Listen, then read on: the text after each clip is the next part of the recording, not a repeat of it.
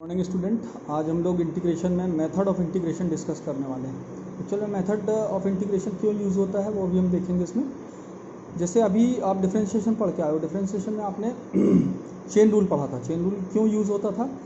जब कोई फंक्शन, जैसे कोई भी फंक्शन है आपके पास y equal to f x, ये अगर अपने नॉर्मल फॉर्म में तो आप इसको डायरेक्ट डिफरेंशिएट कर पाते थे। लेकिन जब इस फंक्शन के x को कोई दूसरा फंक्शन रिप्लेस कर देता था, कोई भी दूसरा फंक्शन, तो फिर ये फंक्शन ऑफ फंक्शन कैटेगरी हो जाती थी। और इस केस में अगर आपको डिफरेंशिएशन करना होता था तो चेन रूल अप्लाई करना पड़ता था, क्योंकि डायरेक्ट इस फॉर्म का फॉर्मूला हमारे पास डेरिवेटिव का नहीं था। तो इस समय हम क्या करते थे, जी एक्स को टी लेते थे और फिर टी को एक्स के रिस्पेक्ट में और वाई को टी के रिस्पेक्ट में डिफरेंशिएट करके और मल्टीप्लाई कर देते थे। इस तरह से हमारा डिफरेंशिएशन कंप्लीट हो जाता था।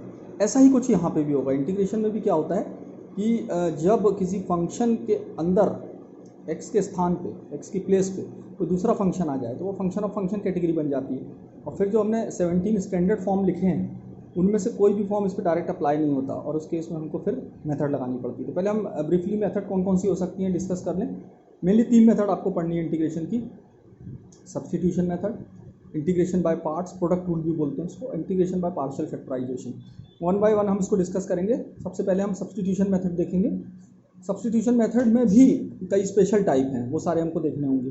तो सब्स्टिट्यूशन मेथड का जो मेन मोटो या पर्पस है वो ये है कि जब किसी फंक्शन के अंदर कोई दूसरा फंक्शन आ जाता है एक्स की प्लेस पे, तब इस टाइप के फंक्शन को इंटीग्रेट करने के लिए हमको सब्स्टिट्यूशन करना पड़ता है।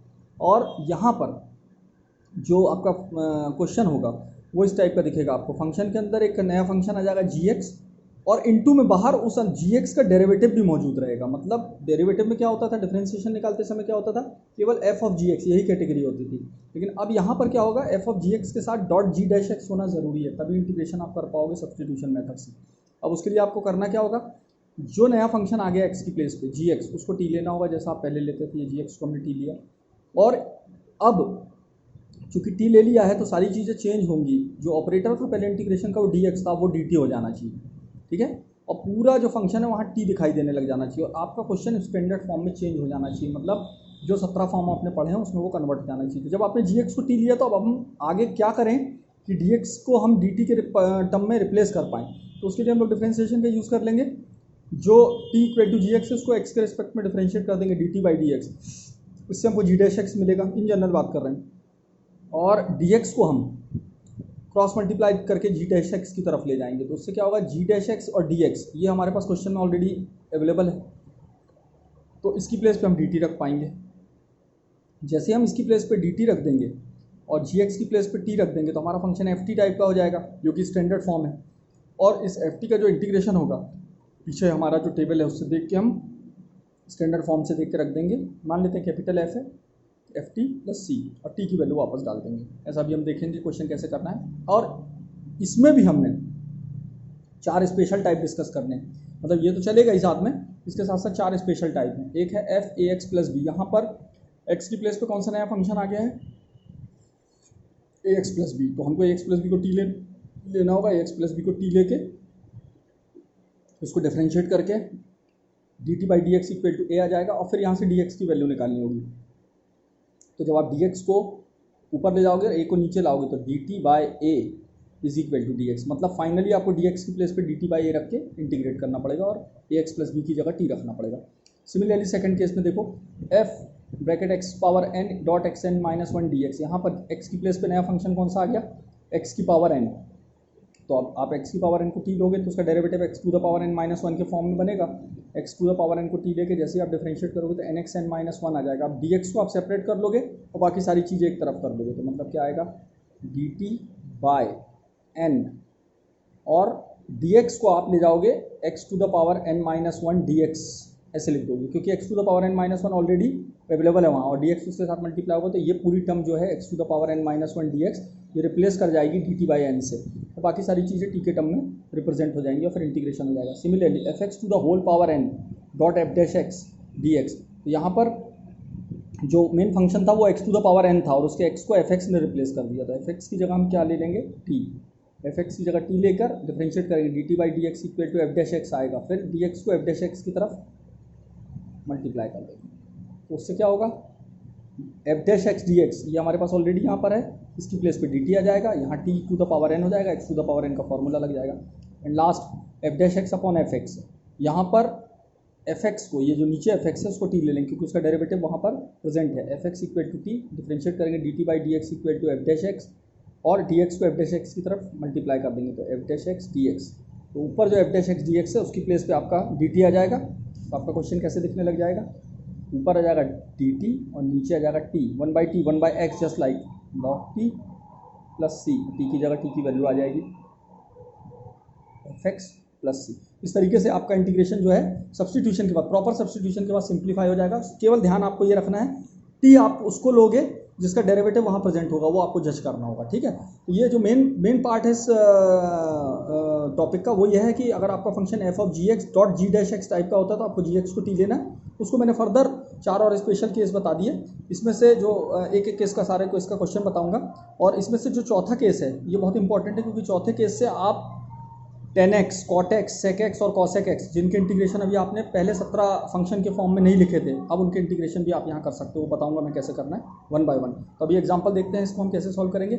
अभी तो ये मतलब स्टार्ट हुआ है सब्स्टिट्यूशन, इसके टॉपिक आगे बढ़ते चले जाएंगे, अलग अलग टाइप स्पेशल टाइप आते चले जाएंगे। आज मैंने आपको टोटल 5 टाइप बताएं, फर्स्ट ये मेन और 4 उसके साथ ये स्पेशल टाइप। तो अभी देखते हैं कैसे हमको सॉल्व करना है क्वेश्चन। तो जैसे सबसे पहला क्वेश्चन साइन ए एक्स प्लस बी, ये आ गया। अब आप पहचान गए कि आपको ए एक्स प्लस बी को टी लेना है क्योंकि एक्स की प्लेस पे ए एक्स प्लस बी आ गया। मेन फंक्शन आपका साइन है, उसके एक्स को ए एक्स प्लस बी ने रिप्लेस कर दिया, तो ए एक्स प्लस बी को हमने टी ले लिया।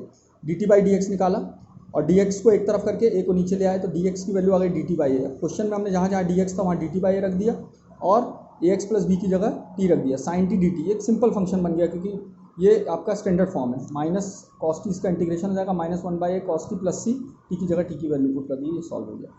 अब सेकंड क्वेश्चन मैंने सेकंड टाइप में दिया, x to the power n minus 1 into cos x n d x. आप समझ गए कि कॉस के अंदर जो x था उसको x की पावर n ने रिप्लेस कर दिया, मतलब फंक्शन ऑफ फंक्शन हो गया, बाहर उसका डेरिवेटिव है। x to the power n को आपने t लिया, डिफरेंशिएट किया, एन एक्स एन माइनस 1 आया, n को आप dt के नीचे ले आए और dx को आप x to the power n minus 1 के साथ मल्टीप्लाई करके लिख दिया। इस तरीके से x to the power n minus 1 dx ये पूरा रिप्लेस कर जाएगा dt बाई n से, और x to the power n की जगह t आ जाएगा तो cos t dt standard form हो गया। ये हो जाएगा साइन टी, कॉस टी का इंटीग्रेशन 1/n प्लस सी और टी की जगह टी की वैल्यू पुट कर देंगे। तो इस तरीके से आपका ये सेकंड क्वेश्चन सेकंड टाइप में आ गया। Third log x full power n divide by x, function के ऊपर पावर n आ गई और बाहर उस अंदर वाले फंक्शन का डेरिवेटिव 1/x प्रेजेंट है। ऐसे केस में थर्ड टाइप हो गया F x full power n और डॉट एफ डैश एक्स। तो यहाँ पर हम log x को क्या ले लेंगे t और dt बाई डी एक्स निकालेंगे 1/x आ जाएगा। फिर dx को हम 1/x की तरफ मल्टीप्लाई कर देंगे ताकि dx बाय 1/x ये जो है हमारे पास क्वेश्चन में ऑलरेडी अवेलेबल है, तो इसको हम यहाँ से रिप्लेस कर पाएंगे dt से।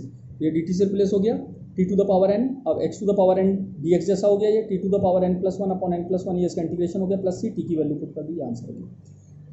फोर्थ टाइप में अब मैं आपको जनरल क्वेश्चन भी आएंगे जिसमें नीचे फंक्शन रहेगा, ऊपर उसका डेरिवेटिव रहेगा, आप नीचे फंक्शन को t ले लोगे। लेकिन यहाँ पर मैं tan x का, cot x का, sec x का और cos x का इंटीग्रेशन निकालने का तरीका बता रहा हूँ क्योंकि ये मेन फंक्शन है और अभी तक हमने इनका इंटीग्रेशन नहीं निकाला था क्योंकि ये डायरेक्ट किसी के डेरिवेटिव नहीं होते थे, इसलिए इनका इंटर डेरिवेटिव पॉसिबल नहीं था। अब इनको हम इस फोर्थ वाली कैटेगरी के थ्रू सॉल्व करेंगे और देखेंगे कि इनका इंटीग्रेशन क्या आ रहा है और फिर इनके जो आंसर आएंगे उसको हम अपने जो 17 स्टैंडर्ड फॉर्म थे वहाँ ले जाके पुट कर देंगे ताकि कभी आगे अगर इनका इंटीग्रेशन आता तो हम उसको यूज़ कर सकते हैं। तो मैं 2 बताऊँगा, 2 आपको करने पड़ेंगे, tan x का मैं बताऊँगा और sec x का मैं बताऊँगा, कॉट और कॉसेक एक्स के आपको खुद करने पड़ेंगे। तो tan x का जैसे मैं इंटीग्रेशन करना, हमने इसको ब्रेक कर दिया नॉर्मल ट्रिग्नोमेट्री से, sin x by cos x। नीचे cos x जो है उसका डेरिवेटिव sin x है, इसका मतलब फोर्थ कैटेगरी हो गई ये वाली, f dash x upon f x. तो इसका मतलब हम इसमें क्या करेंगे, डिनोमिनेटर को t ले लेंगे, that is t equal to cos x, dt by d x निकालेंगे माइनस साइन एक्स, माइनस 1 को dt की तरफ कर देंगे और dx को sin x की तरफ, क्योंकि sin x dx हमारे पास क्वेश्चन में अवेलेबल है। sin x dx की जगह जब माइनस dt आ जाएगा, माइनस बाहर आ जाएगा, 1/t dt, 1/t मतलब 1/x dx, that is log x standard form, minus log t plus c, minus log t की जगह वैल्यू डाल देंगे cos x प्लस सी। एक आंसर तो आप यही लिख सकते हो। और आगे जाना आपको तो माइनस 1 को आप cos x की पावर बना दोगे जैसा log की प्रॉपर्टी है उसके अकॉर्डिंग, और cos x का whole power minus 1 by cos x हो जाएगा, that is sec x, log sec x plus c. तो आप दोनों में से कोई भी आंसर लिख सकते हो। tan x का इंटीग्रेशन आप 2 तरीके से लिख सकते हो, आप लिख सकते हो log sec x plus c, ये भी हो सकता है, और बहुत जल्दी में हो तो minus log cos x plus c, ये भी लिख सकते हो, दोनों सेम। इसी तरीके से अगर आपको कॉट का करना हो तो कॉट को आप पहले cos x by sine x में ब्रेक कर लोगे, क्योंकि डिनोमिनेटर में साइन एक्स और ऊपर उसका डेरिवेटिव है, साइन एक्स को टी लेके आप आगे प्रोसीड कर दोगे तो आपको आंसर मिल जाएगा, और आप उस आंसर को ले जाके 17 जो हमारे टेबल बनाया हमने फंक्शन का स्टैंडर्ड फॉर्म का, वहाँ पे ले जाके पुट कर दोगे।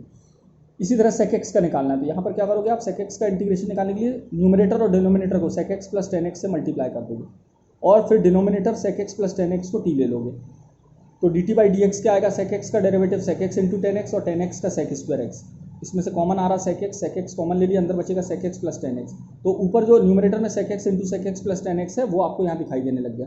अब आप dx को इसकी तरफ मल्टीप्लाई कर दोगे तो sec x into sec x plus 10x dx, ये पूरा का पूरा आपको न्यूमरेटर में दिखाई देने लग गया।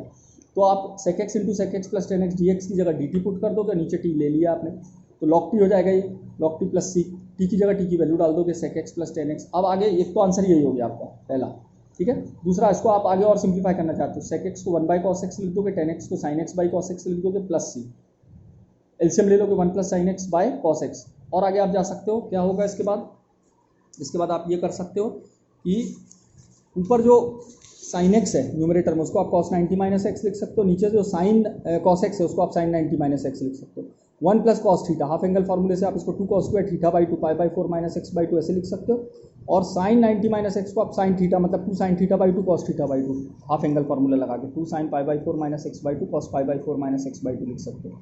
cos से cos ऊपर वाला कट जाएगा, 2 से 2 कट जाएगा, cos by sin same angle पे cot बन जाएंगे, cot pi by 4 minus x by 2, cot को 10 में चेंज किया जा सकता है, 10 90 minus pi by 4 minus x by 2, bracket open कर दोगे तो pi by 2 minus pi by 4 plus x by 2, pi by 2 में से पाई बाई 4 सब्ट्रैक्ट हो जाएगा तो pi by 4 plus x by 2, तो log 10 pi by 4 plus x by 2 plus c, एक आंसर ये भी हो जाएगा। आपको ऑब्जेक्टिव में भी पूछा जा सकता है, ये ध्यान रखना, ये आंसर आपको याद रहनी चाहिए, या आपको आगे क्वेश्चन में कभी अगर sec x का इंटीग्रेशन आएगा तो आप डायरेक्ट इसको यूज़ कर सकते हो, तो ये करने से प्रैक्टिस करने से याद हो जाएगा। अब इसी तरह से cosec x का इंटीग्रेशन अगर आपको निकालना है तो फिर आप कैसे मल्टीप्लाई डिवाइड करोगे, न्यूमरेटर और डिनोमिनेटर को cosec x plus cot x से आप मल्टीप्लाई डिवाइड कर दोगे, cosec x plus cot x से आप न्यूमरेटर को और डिनोमिनेटर को मल्टीप्लाई कर दोगे, और डिनोमिनेटर में जो cosec x plus cot x है इसी को आप क्या ले लोगे, t ले लोगे, और आगे प्रोसीड करोगे जैसे मैंने बताया। दो आंसर इसके भी आएंगे, एक तो डायरेक्ट जब आपका इंटीग्रेशन हो जाएगा वहाँ आके रुक जाओगे, दूसरा आपको ट्रिग्नोमेट्रिक आइडेंटिटी लगाते हुए सॉल्व करते हुए एक फाइनल आंसर तक पहुंचना पड़ेगा, वो आप मुझे बताओगे क्या होगा। इन चारों के इंटीग्रेशन आप उठा के मेन जो हमारी टेबल है 17 फंक्शन की वहाँ पे रख दोगे। इस तरीके से आपको सब्स्टिट्यूशन में आज मैंने 5 टाइप बताई, ये पाँचों टाइप के मैं आपको असाइनमेंट भी सेंड कर दूंगा, इसके बाद वो आप सॉल्व करना चालू कर दोगे। Thank you.